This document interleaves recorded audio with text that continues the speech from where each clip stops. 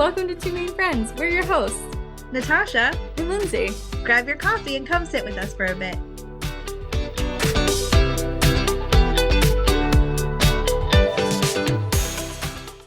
You know, it's 2 days after the first day of spring, and I think I have about 4 or 5 inches of snow in my driveway. Yeah, we have about 5, and it's still snowing here, so Yeah, that's fun. I think it is snowing here. Yes, it's still snowing. Our neighbors were making a snowman earlier, so that's cool. We saw grass for like a minute. We were outside playing football yesterday. My boys and I were outside. We were playing catch with the football. It was wonderful. I was wearing a t-shirt, not a t-shirt. No, that'd be silly. It was a sweatshirt, but still, it was nice to be able to do that. And today we're back in Winter Wonderland. Except I would much prefer things to be green. Yeah, I had on a sweatshirt yesterday, and if you know me, I wear jackets all winter long because I'm always cold. But yesterday it was a nice day outside. I tramped around in the mud for Maine Maple weekend, and it was fine. But today, not so much. Yeah. No. So it's second winter. It's what? Sorry. Second winter. Mm-hmm. Yep. Sure is. We're so excited about it, said no one. This is why people get cranky in New England, because we're ready for spring and spring hasn't caught the memo. Spring has not sprung. No. It's not. Anyway, we could complain about that all night long. However, I am excited about week 2 of the Don't Lose Yourself series. Can you just recap our last week's episode in case we're just kind of jumping in and they didn't get a chance to hear it?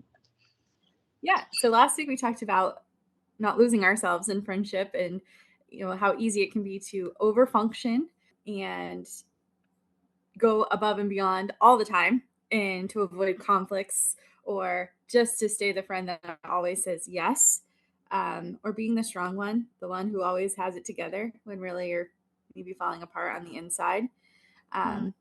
And then, we wrapped it up with being resentful, and that's the sign that maybe you're doing too much in a friendship.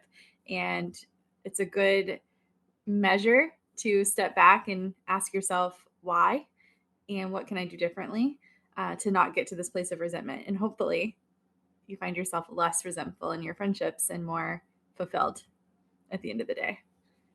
Yeah, it was such a good conversation, and I'm excited to jump back in with week 2. Today, we're going to be talking about performing in friendship versus being known in friendship. And this one, I think, is going to hit deep. I was looking at some of our points, and we were just chatting, and we're like, we need to hit record because we're having the conversation. And so let's dive in and talk about what it means to be known and what it looks like to perform, because we all do it. We do. All the time. Yeah. I think that we put on different masks to kind of fit the narrative of our friendships. Have you ever walked into a room and you know exactly what those people expect out of you? So you kind of just put that face on and live up to those expectations. Yeah. And that one, and then it's hard because then when you are on your own, who are you? Mm-hmm. Right? Because if you have to constantly shapeshift, let's say, to meet the expectations of the people around you, then where are you? And who are you? Yeah. And so what that can look like, right, is adjusting our values, our opinions, or the tone, being kind of a chameleon in a room of people. And so I just imagine it being so exhausting. And I know that I've done this. And I tried to think of what's a personal example that I can come up with, and nothing really came to mind. And I'm probably because I do it all the time and I don't even realize that I'm doing it. Right. Yeah. But you walk into a room of people who have different values than you. And so instead of speaking up for what you believe in or what you hold valuable in your life, you kind of just stay quiet and shrink down and find yourself just kind of nodding along. You're like, yeah, and then that turns into confusion when you walk out of that room, because then you're like, well, maybe I should adjust this value, this core value that I've, placed in my life over time, because Mm.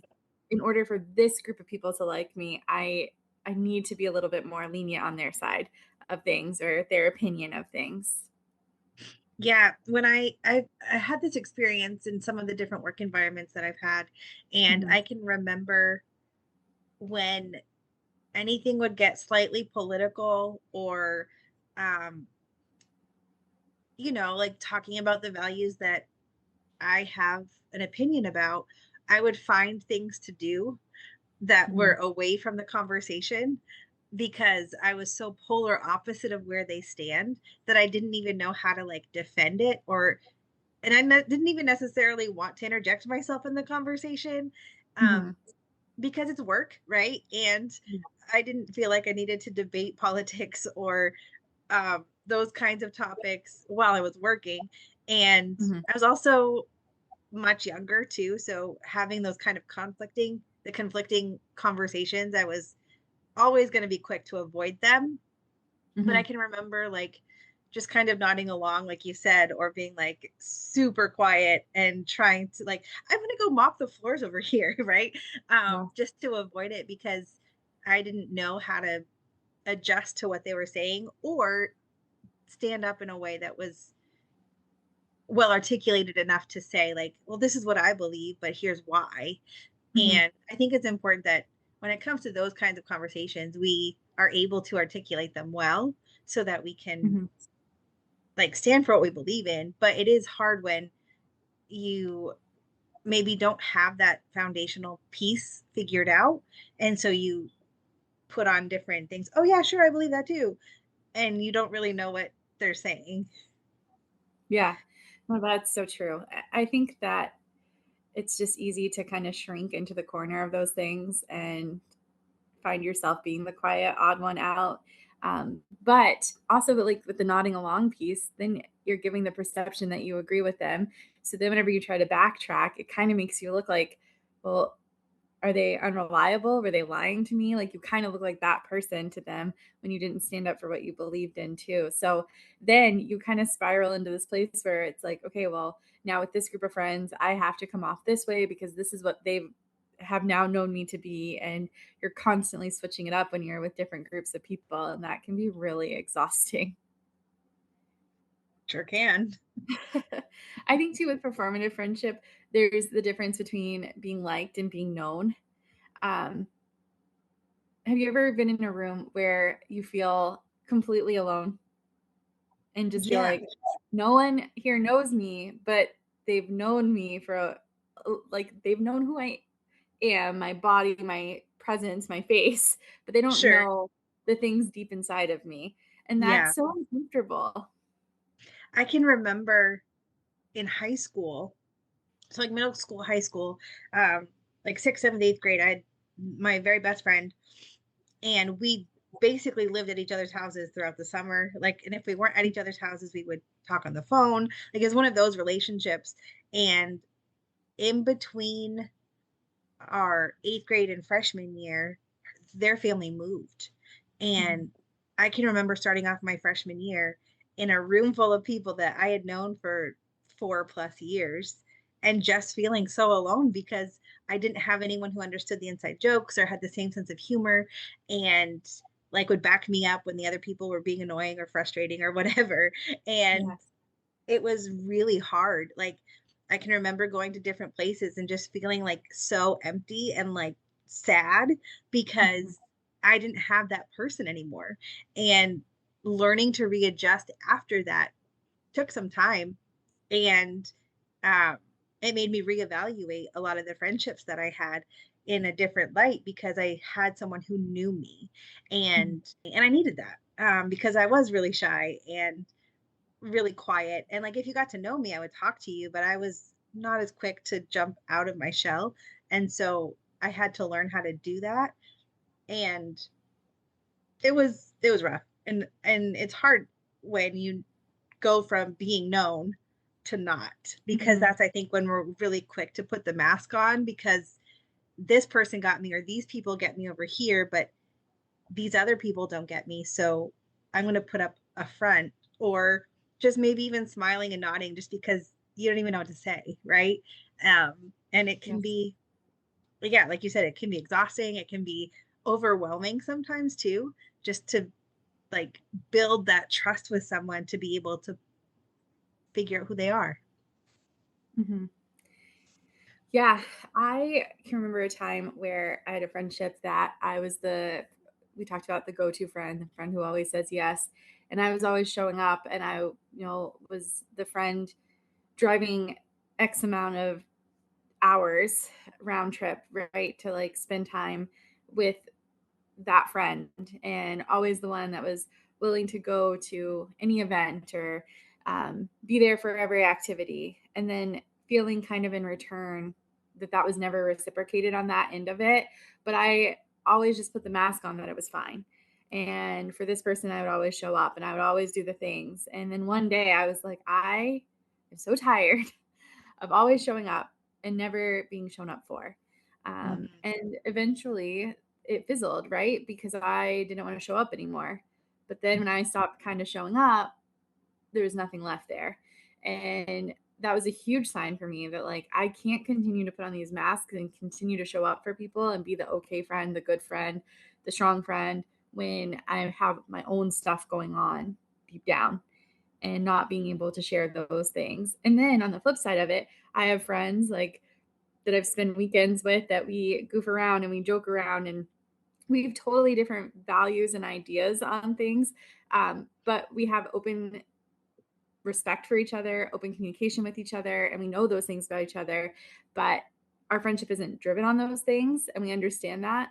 Um, and I think that makes us respect each other more. But then whenever it needs to get vulnerable, like we have those moments where we just share real life with each other, like, well, this is going on in my life right now and this is what I'm walking through. And they're the ones texting me like, hey, how did that doctor's appointment go this week, and then you and I, like, we have our fun times and we have those moments where we go out and we get coffee and we don't even talk about life in general. We're just laughing and going on about like what TikTok we saw of the week or whatever.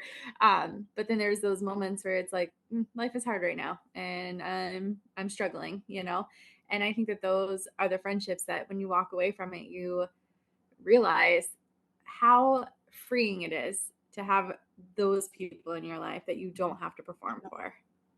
Yeah, once you find your tribe, it's so life-giving that you Mhm. kind of look back on how did I do this before? And you Yeah. realize like when you find friendships that are reciprocal, that give life to you and you're not always expending all of the energy to Yeah. make it happen, like you just treasure it in such a different way. And like that's why I've always valued your friendship so much. Like there's always been a part of my heart that's been so moved by having a reciprocal friendship because when you go so long without one and then you find a friend that can navigate life with you and share truth when you need to hear truth and Hmm. understand that there are highs and lows to life and walk with you even though you're sharing the same thing for the thousandth time, but having the patience to sit in those tears and in those moments and say like you're going to make it, this isn't the end of the story. um those are the moments that we all need. And it doesn't have to be a lot of people to do that. It can be, like you said, you have a group of friends that you hang out with and you can talk about things and laugh and have a good time. And then there's moments where you can be vulnerable, and vulnerability tends to feel so scary Mm. the older that we get because it feels like we have a lot more to lose because we've gone through middle school, we've been through high school, we've walked through those seasons where it was not fun, right? To navigate those feelings or those friendships or those people. And Mm. then when we find people that we relate to and are navigating life with, when we find them and we can be vulnerable with them, it's such a gift. Yeah. Yeah. I think too, like we have invested so much into our life, our experiences, our growth, our struggles, our good times, our bad times. We only you have walked through those every step of the way for yourself. So when you find a friend that is willing to say, I'm here and I will walk with you and I will carry you, you start to invest everything you've walked through into them as well. And so then it's like, this is my pain, this is my struggle, this is my good, this is my bad. And when they walk away, it's like they took a piece of your investment, something that you've worked so hard at throughout the years to become, away from you. And it kind of leaves like this chunk inside of you that you're like, oh, that really hurts. And so then we kind of self protect ourselves because we're like, well, I did all this work and they just took it away from me. It feels like they just walked away and discredited everything that I gave to them. That doesn't And feel good. no. And when we've been burned by people, it's easier to self protect than to try to put ourselves out there again. Mm-hmm. And I don't know, like, it's so hard because, yes, we have to be vulnerable to get to a place of trust. But Mm-hmm. then when that's been burned, it takes time for that to heal. And you have to find someone that proves that wrong so that you Yeah. can trust them. And like, it's a strange cycle, right? Like, you've been burned, you have to figure out how to navigate that. And so naturally, we just want to kind of withdraw.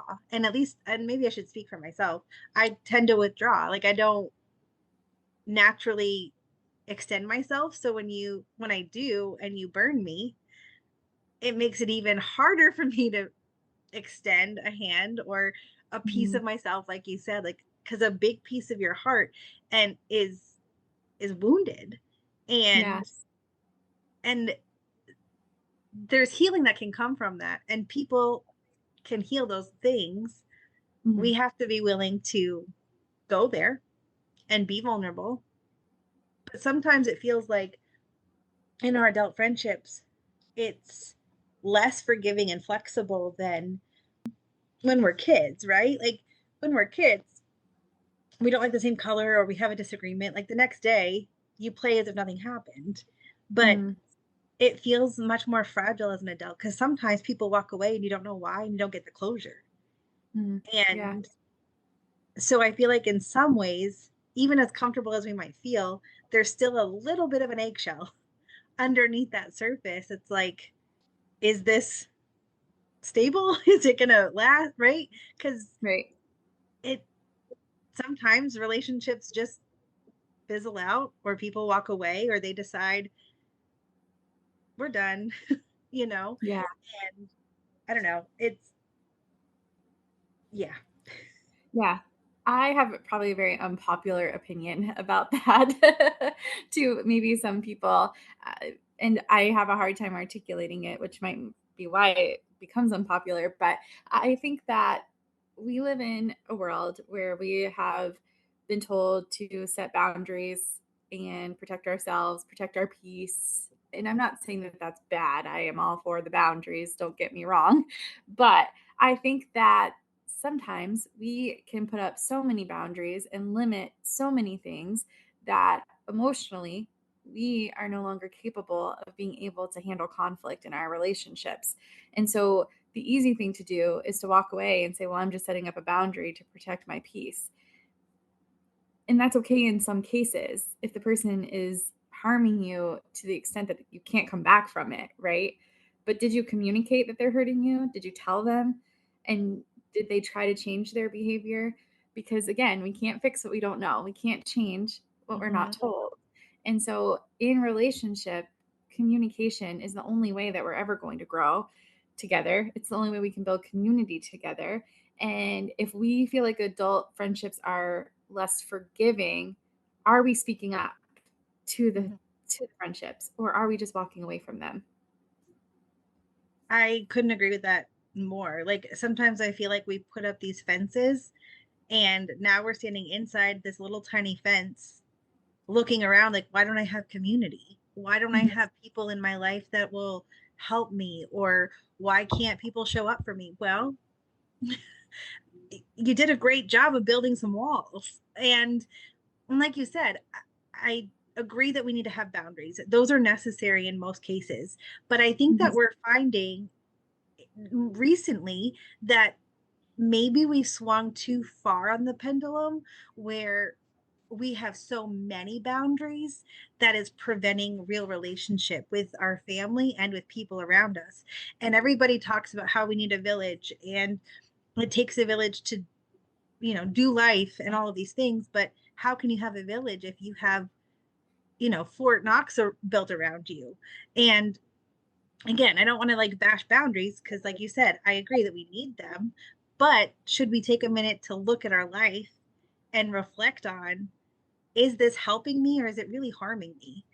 Mhm. Because there's so much growth that happens in conflict that we don't experience unless we go through the conflict. And sometimes we have to have hard conversations to grow from them. Mhm. And I can speak from experience. Like I've had a lot of really hard conversations in my life as an adult that I didn't want to have with people that I thought understood me and knew me and loved me, and then we had to sit down and say face to face, this hurt me. This didn't come across that way. And I had to learn over those series of conversations that it's not as scary as it sounds. Like, is it uncomfortable? 100%. Do I want to avoid uncomfortability? Yes. But sometimes it's necessary. And we're doing ourselves a disservice if we're not willing to get uncomfortable. Mhm. I agree. And I think that conflict only allows us to be vulnerable and to be seen by the people that we care about. And it opens up the door for a deeper understanding and a deeper understanding of how we need to be loved. And we talked about the five love languages, right? And I think that through communication and through those vulnerable moments, that's whenever people can understand how we need to be loved. They understand what hurt us and they understand what we need and how to mend that and how to grow in that and be better together. But we can't be seen if we're not willing to be vulnerable. Yeah.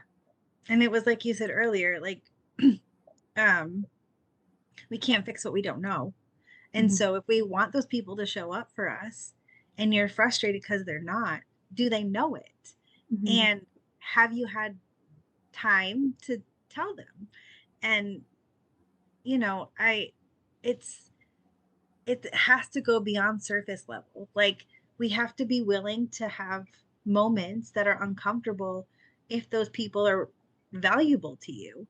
And I feel like we say that often, but it's important because Yeah. otherwise, we're only going to have surface level relationships and then wonder when things get hard why people don't show up. Yeah. And so, what can that look like for performative friendships? It can look like humor, deflecting with sarcasm, deflecting with jokes about situations that are going on, and not honestly being scared or not being honest that you're scared about those situations. I'm the first one to do that. I just in a vulnerable moment, like going through some medical stuff right now, and I make jokes about it. But there are days that I'm like, I'm really tired and I really don't feel good. But I just Yeah. make a joke about it and I move on. And that is me just deflecting of how intense I'm feeling the situation or how scared I am during this, like trying to Hmm. figure it out.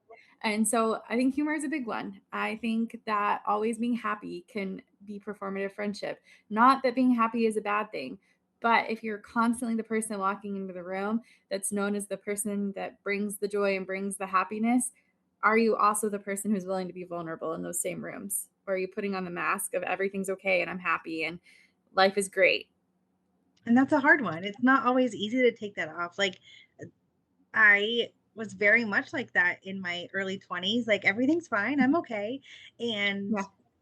and it's hard to be willing to show that I don't have it all together. Yeah. And it can it feels very exposing. Is that right? Like you just feel exposed, right? Because you're Mhm. opening yourself up to something. And if you've never done that before and it's unfamiliar, it's very uncomfortable. But on the flip side of that, there's some great strength that comes from that because then other people can see like, oh, it's okay to share when we struggle, right? And it can open up great conversation. It can give somebody else the freedom to maybe share that with somebody else Yeah. and show it.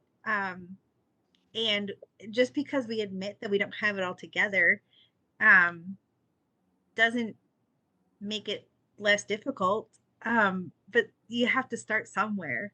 And sometimes you have to start with, I'm not okay today. Yeah. I just imagine the scene from Friends where Ross is like, I'm fine. And he's really not fine. Just holding Eventually we on. get to that place. Yeah. I remember when I was going through some pretty hard stuff, I had a friend that would text and ask me, how's your heart today? And I never had anybody ask me that question before. Hmm. And it really would make me pause because when you say, how's your heart today? That's not the same as how are you? That's not the Hmm. same as what's up? Like that's getting like in there, right? And so Yeah. I've used that sometimes for other people. Like, and also like it was hard for me to like, thankfully I trusted that friend and I was able to be like, dude, today sucks, right? Um, Yes. and really be honest about it. But sometimes we need that question. How's your heart Mhm. today? What are you carrying? How are you navigating this? And be willing to share that. Yeah, absolutely. I think that some good signs that maybe you're in a performative friendship can look like too, like you feel drained after seeing them. You're just Mm, exhausted. I think we've said that word a lot today, but you need quiet time. I've definitely walked out of rooms and relationships where I get in my car and I just, no music, no sound, and just drive or sit in my driveway before I go inside because it just felt heavy because I had to perform the whole time I was there. Or you rehearse what you'll say beforehand because maybe they don't have the same values or the same beliefs or the same opinions. So you're driving and you're like, all right, this is what I'm going to say. And this way. I'm opposite. I have the conversations that I should have had after I leave the room, but oh, 100%. I yeah. never have to come back when I need it. It's always Yes. like 25 minutes later when I'm by myself. I'm like, darn it, And that would have been another so thing. good. Yeah. Yeah, right. And another thing. And another thing. And conversations always stay surface level. There's a time for that, right? And that's fine. But if every conversation you're having with them is surface level, and I would go as far as to say if your side of the conversation is always surface level, maybe they're being vulnerable, but you don't feel safe enough to be vulnerable with them. That's a good indicator that maybe this isn't going anywhere or a safe space for you. But there's green flags too to look out for. So those are good. That's good. Let's jump into those. Not to end on a downer, let's end on an upper. um, you don't feel like you're on all the time. Like you don't feel like you have to put on that mask and keep up with the Joneses. Silence isn't awkward. I love that because I think my second love language is quality time. And I could sit in a room with someone and watch TV and never talk and just say, all right, bye, have a good day. And I'm perfectly fine with that. Or silent car rides. Like if I'm with a person that I'm okay with, like it's okay. And I don't need, to be talking constantly. I have a friend who visits like twice a year. I go to their state, they come to my state, and one of the last times they visited, we went to Boston and we were on the train and we both just had books. We sat right next to each other and we just read our books. Like no need to talk on the entire ride. But like we had a great time, but it's just that safety of like it wasn't awkward for the two of us to be like, okay, I'm just gonna read my book while we go. Like Hmm. that's okay. Um, and then I think this one is one of the most important ones for me that I wrote down was you can disagree without fear. Um, I love that I have some friendships that we do not agree on everything. But I find that those friendships make me better because I get to learn from them and get to understand their POV on things when maybe I don't agree with it. But it makes me think and it makes me challenge my values. It makes me challenge my opinions. And it really makes me define my why on why I believe the things that I believe. It doesn't mean that I'm changing my values or my beliefs on things, but Right. it really solidifies the why I believe those things and why my values are in the things that they're in. That's important. I could probably grow in that area of having friends that I disagree with or have different points of view. And I'm sure that I do. We just don't talk about those things, right? Mhm. Um, and so I think that's a good area of growth for sure. because we do need that. We need to be, scripture calls it ironing, sharpening iron, right? Like Mm-hmm. being rubbed with something so that we get sharper, we get better at life and the things that we face. So I think that there's a lot to like sit with here in this episode, because there's a lot of things that we just covered. And I hope that it's encouraging and helpful and maybe even challenging, because we all need to be challenged every once in a while.